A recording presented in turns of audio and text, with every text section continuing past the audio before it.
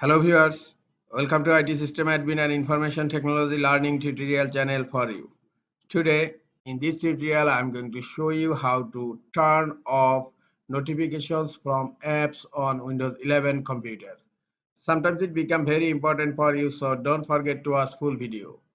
To turn off notifications from apps on Windows 11 computer, right click on Start menu, click on Settings. In left pane, click on System. Now click on Notifications. Scroll down.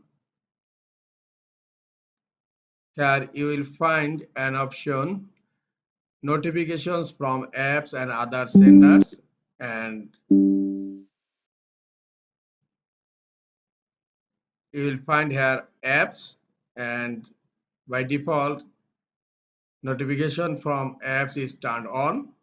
Just click here to turn it off. Now notifications from apps on Windows 11 computer is turned off. This is all for today. Hope this tutorial is helpful for you. Keep watching for next tutorial. Thank you very much.